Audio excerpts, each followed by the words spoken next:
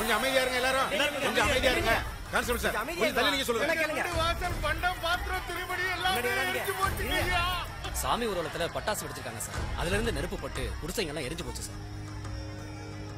பட்டாசை பார்த்து வெடிங்கன்னா கேட்க மாட்டீங்க. இப்ப பாத்தீங்களா என் நெஞ்சு அடைக்குது. என்ன தண்டனை இது? வாழ வழியத்து போய் புள்ள குட்டி எல்லாம் வீதிக்கு வந்துட்டோம் ஐயா, வீதிக்கு வந்துட்டோம் ஐயா. எங்களுக்கு ஆதரவா இருந்தது அந்த சுறா தம்பி மட்டும்தான். அதையும் தீக்கு பறி கொடுத்துட்டோம் ஐயா. இதுக்கு நீங்க தான் ஐயா ஒரு வழி பண்ணணும். என்னையா ஏற்பாடு பண்ணிருக்கீங்க சார்? கொஞ்சம் பேர்னா ஸ்கூல்லயே மண்டபத்திலேயே தங்க வச்சிடலாம் சார். எல்லா குடிசையும் எரிஞ்சு போயிடுச்சு சார். ஆயிரக்கணக்கான பேர் பாதிக்கப்பட்டிருக்காங்க. என்ன பண்ணலாம் டிஸ்கஸ் பண்ணிட்டு இருக்கோம் சார். சார் இன்னும் 2-3 நாள்ல மழை வேற ஆரம்பிச்சிடும். நிலைமை ரொம்ப மோசமாயிடுச்சு சார். சார் நீங்க தான் சார் ஆக்ஷன் எடுக்கணும். நான் சொல்றத எல்லாரும் நல்லா கேட்டுக்கங்க. மருவத்தூருக்கு பக்கத்துல 10 ஏக்கர் எனக்கு சொந்தமான இடம் இருக்கு. நான் அதை உங்க எல்லாருக்கும் இலவசமா தரேன். நீங்க எல்லாரும் அங்க குடிசை போட்டு தங்கறதுக்கு ஒவ்வொரு குடும்பத்துக்கும் 10,000 ரூபாய் தரேன். இன்னைக்கு ராத்திரி ஏன் கல்யாண மண்டபத்துல நீங்க தங்கறதுக்கும் உங்க சாப்பாட்டுக்கும் நான் ஏற்பாடு பண்றேன். ஏப்பா எல்லாரும் என்னப்பா சொல்றீங்க? ஏதாவது பேசி முடிவெடுங்க. இத்தனை நாளும் நமக்கு சுறான்னு ஒருத்தன் இருந்தான். அவன் போன பாதையில அவன் கைய பிடிச்சுக்கிட்டு போயிட்டு இருந்தோம். இப்ப சுறாவும் நம்ம கிட்ட இல்ல. அதனால ஐயா சொல்றத கேக்குறத தவிர நமக்கு வேற வழி இல்ல. என்ன தண்டபாணி ஏன் பாத்துட்டு நிக்கிற? அடுத்து ஏற்பாடு பண்ண.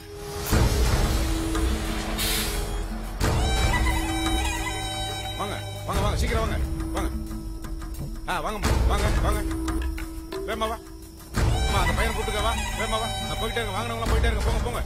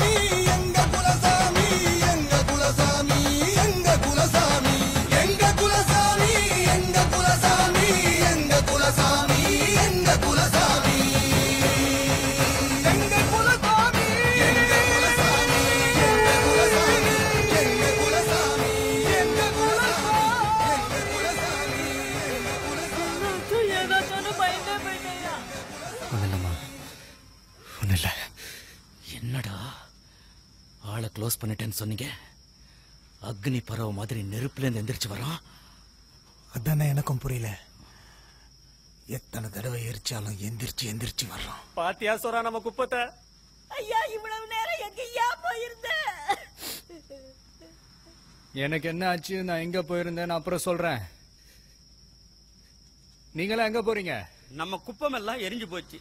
மந்திரி ஐயா தான் பெரிய மனசு பண்ணி திண்டிவனம் தாண்டி மருவத்தூர் பக்கத்துல இடமும் கொடுத்து வீடு கட்டிக்க 10,000 ரூபாய் பணமும் கொடுத்திருக்கிறாரு. மீன் பிடிக்கிறத தவிர உங்களுக்கு வேற என்ன தொழில் தெரியும்?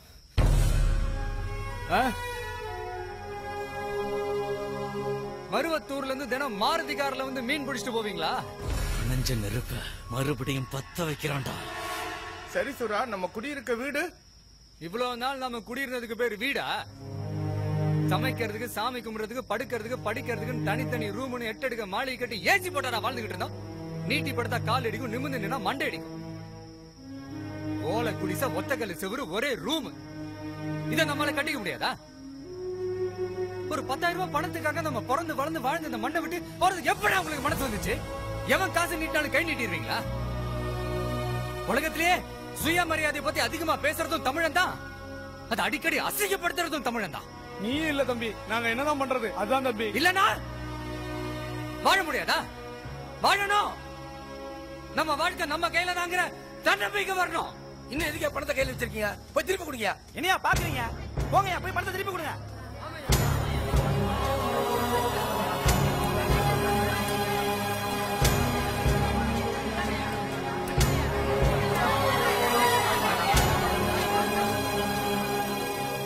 தம்பி, மினிஸ்டர் உங்களை கூப்பிடுறாரு.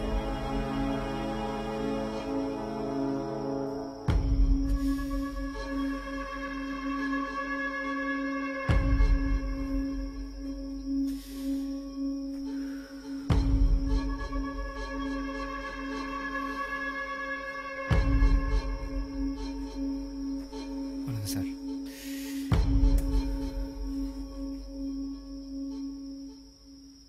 நீங்க பேசினதையெல்லாம் இவ்வளவு நேரம் நான் கேட்டுக்கிட்டு தான் இருந்தேன் தம்பி. நீங்க ரொம்ப உணர்ச்சி வசப்பட்டு பேசுறீங்க. இருந்த வீடு வாசல் எல்லாத்தையும் இழந்துட்டு மாத்து துணிக்கு கூட வழி இல்லாம நிக்கிறவங்களுக்கு நான் வீடு கட்ட இடமும் பணமும் கொடுத்தா அது எதுக்கு நீங்க தடுக்கிறீங்க? நீங்க பணத்தை கொடுத்து இதே இடத்துல வீடு கட்டிக்க சொல்லியிருந்தீங்கன்னா நாங்க சந்தோஷமா ஏத்துக்கிட்டு இருந்திருப்போம். ஆனா நீங்க எங்க எல்லாரையும் இந்த இடத்த விட்டு காலி பண்ணல சொல்றீங்க. உங்க நோக்கம் எங்களை வாழ வைக்கிறதா இல்ல இந்த இடத்த வளைச்சி போடுறதான்னு தெரியலையே. சரி தம்பி, எல்லாருக்கும் 10,000 ரூபாய் கொடுத்தேன். நீங்க என்ன எதிர்பார்க்கறீங்க? 1 லட்சம், 10 லட்சம்,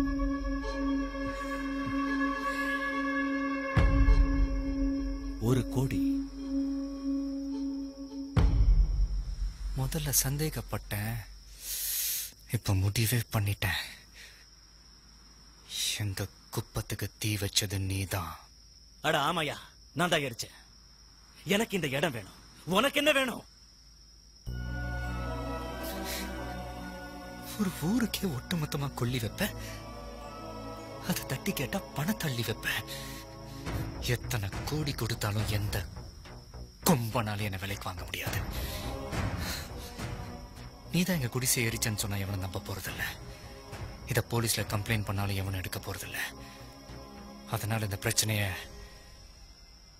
நானே டீல் பண்றதா முடிவு பண்ணிட்டேன். நீ யார்கிட்ட மோதிர தெரியுமாடா? பணம், பதவி, அதிகாரம்னு சர்வ பலத்தோட இருக்கிற ஒரு மந்திரி கிட்ட மோதிர.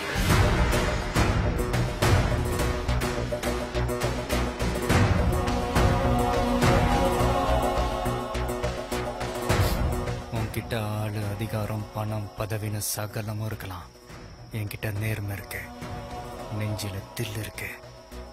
எல்லாத்துக்கும் மேல எனக்கு ஒண்ணு நான் உயிரை கொடுக்க ஒரு கூட்டமே இருக்கு. மோதனும் முடிவு பண்ணதுக்கு அப்புறம் மந்திரின்னு பார்க்க மாட்டேன், மன்னர்னு பார்க்க மாட்டேன், மோதி பாத்துருவேன். இப்போ சொல்றேன், இன்னும் 6 மாசத்துல இதே இடத்துல என் மக்களுக்கு நான் வீடு கட்டி கொடுப்பேன். இது சவால் இல்ல, சத்தியம்.